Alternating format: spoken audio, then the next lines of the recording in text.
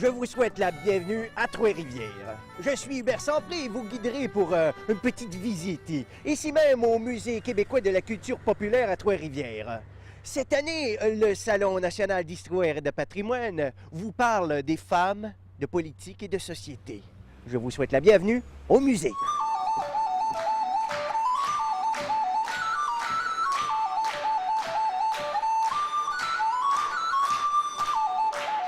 Ah bien, je vous souhaite la bienvenue à la taverne. Et qu'est-ce que c'est ça? Bienvenue aux dames. Ah ouais, ça a l'air qu'il y a des choses qui changent, hein? De mon époque, la Nouvelle-France, et puis même pendant très longtemps, les femmes n'ont pas été les bienvenues dans les tavernes. Une place réservée pour les hommes, pour qu'ils puissent se détendre et parler de vraies affaires, semble-t-il. Ça va prendre bien longtemps avant que les femmes arrivent dans les tavernes. On va leur souhaiter la bienvenue dans toutes les tavernes, seulement en 1986. Imaginez, les femmes des tavernes, moi, ça fait mon affaire.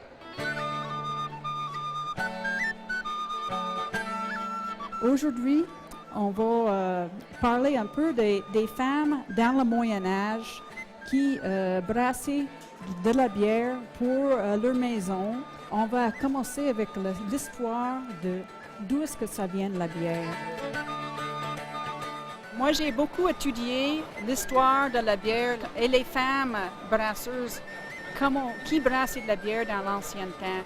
Il y a une théorie que quand l'Église a décidé d'éliminer les sorcières, c'est qu'ils voulaient éliminer le pouvoir des dames de brasser de la bière dans les maisons. Et que quand les gens sortaient le balai sur le devant de la maison ou sur le devant de la grange, ça voulait dire qu'il y avait de la bière fraîche dans la maison, que les gens pouvaient venir en demander de la lèvre fraîche. Eh bien, ici, tu la scène de la taverne, il se passe toutes sortes de spectacles.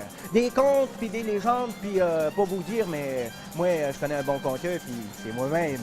Ma chère maman, je vous écris que nous sommes rentrés dans Paris. Ma chère maman, je vous écris que nous sommes rentrés dans Paris. Avec la Sainte-Barbe, je peux vous dire que la place revire, c'est un vrai temps. Puis dans la taverne, la fête vient juste de commencer. Ils seront bientôt général.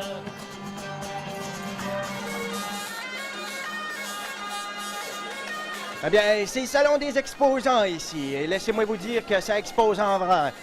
Il y a du monde à grandeur, c'est une vraie ruche. Des exposants qui vous parlent de leur passion pour le patrimoine et puis pour l'histoire. On a des artisans, des contes de légendes, des gens qui parlent de leur généalogie, des gens qui ont des appartenances amérindiennes ou écossaises, des fabricants, des luthiers, des potiers. Eh bien, ma foi, ça fait du monde à rencontrer. Il y en a qui vous jasent, puis il y en a qui jasent entre eux autres. Ben, avec la jasette, on finit par en apprendre un peu plus sur notre histoire, puis je pense que c'est ça m'aller faire, m'aller leur jaser un petit bras.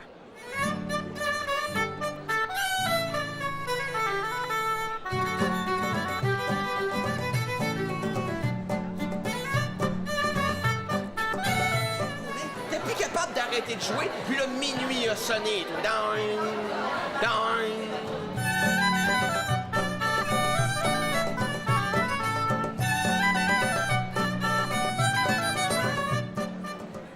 Il y a des gens tellement passionnés par l'histoire, il y a tellement de belles choses. Les gens sont allumés, pleins d'intérêt, remplis d'intérêt pour ce dont ils parlent, c'est-à-dire soit la généalogie, l'histoire, bon, il y a de tout. Je me sens vraiment très bien ici. Je m'aperçois que chacun dans sa spécialité est amoureux absolument de ce qu'ils font. Les costumes anciens aussi sont très intéressants parce que c'est une recherche que ça prend des gens comme ça là, pour y arriver. Chacun chez soi, on ne peut pas faire ça. Il faut vraiment avoir accès à ces gens-là pour être conscient de ce qu'il en était au niveau du costume. Bien, je découvre cette partie-là du pays. Il y a énormément de choses à voir au niveau de notre histoire, finalement. C'est fascinant. Le Québec et certaines parties du Québec sont pleines d'histoire et la population devrait le découvrir davantage. Je parlerai pas trop fort parce qu'ici, il y a 2 salles. Et présentement, il y a des gens à l'intérieur qui sont en train d'écouter un conférencier ou un historien ou un auteur ou une auteure qui sont là pour vous transmettre leur passion pour le patrimoine et puis pour l'histoire. Je peux vous dire que ça jase en grand à l'intérieur. Elle tenait souvent chez elle des assemblées où elle présidait, tentant de soulever les esprits contre le gouvernement. Si on voulait annoncer une naissance à la communauté, on faisait ça comme ça. l'histoire du Québec a été quand même marquée là, de femmes qui ont pris leur place. Et d'ailleurs, vous le dites dans le livre, les modèles sont très importants quand on parle de politique pour les femmes. La Romaine, qui est une communauté Innu, ça fait seulement 12 ans que les femmes ont le droit de se lancer en politique. Bien, je pense que des salons comme ça qui mettent toute l'emphase sur l'histoire populaire du Québec, c'est vraiment extrêmement important, tant pour débattre des idées que pour la vivre d'une autre manière que dans une salle de cours.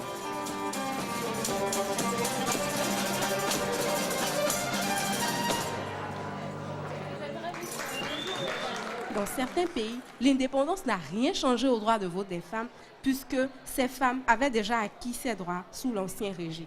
Mais en fait, ça se passe bien avec toutes les belles expositions qu'il y a ici et surtout également avec notre conférence qui portait sur les femmes d'ici et d'ailleurs, qui nous a permis un peu d'avoir la vision des immigrants sur la situation de la femme au Québec et chez eux, sur le plan politique et sur le plan social. Qu'est-ce que je voulais dire, ma bonne sœur? J'ai mal écrit sur mon devoir. Je suis pas un de vos élèves. Il va falloir en parler à vos jeunes garçons, vos jeunes filles. En tout cas, je peux pas vous parler longtemps. Il faut que j'aille parler de votre histoire à vous, des femmes qui ont contribué à l'éducation de toutes des générations. Fait que ma sœur, je vous salue bien bas, puis je reprendrai mon devoir une autre fois. Il suffit pas d'être reine pour entrer dans l'histoire. Toutes les femmes sont dans l'histoire.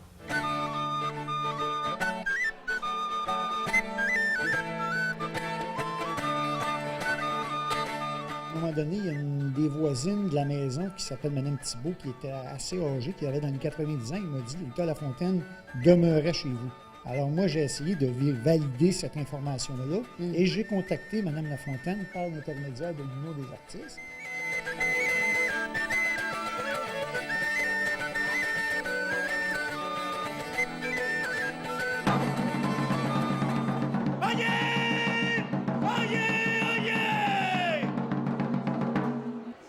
Je suis Hubert Sampré, crieur et conteur de métier, qui vous invite à l'instant même à descendre en bas où vous attend un petit bout de veillée de compte.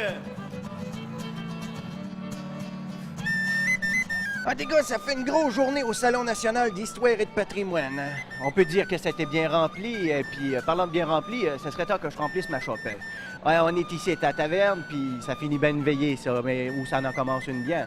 Je peux dire que à Trois-Rivières, eh bien, les gens ont à cœur leur patrimoine et puis surtout leur histoire. Puis, ben, pour entendre des histoires, ben, ma foi, il faudrait bien que j'en boive un peu. Un tenancier, suggérez-moi une petite bière. On prend ça, c'est bon. À revoyure. Et nous étions trois capitaines, tous les trois frères jumeaux. Nous étions trois capitaines, tous les trois frères jumeaux. Nous avons mangé nos mères pour y boire du vin nouveau. À vous qui connaissez l'horloge, dis-moi donc quelle heure qu'il est. Vous qui connaissez l'horloge, dis-moi donc quelle heure qu'il est. Nous avons mangé nos berges pour y boire du vin nouveau. Nous avons mangé nos berges pour y boire du vin nouveau. La maîtresse de l'auberge nous a dit de monter en haut. Vous qui connaissez l'horloge, dis-moi donc quelle heure qu'il est. Vous qui connaissez l'horloge, dis-moi donc quelle heure qu'il est. La maîtresse de l'auberge nous a dit de monter en haut. La maîtresse de l'auberge nous a dit de monter en haut. Il y a là trois jolies filles qui préparent du pâté chaud. À vous qui connaissez l'horloge, dis-moi donc quelle heure qu'il est. À vous qui connaissez l'horloge, dis-moi donc quelle heure qu'il est.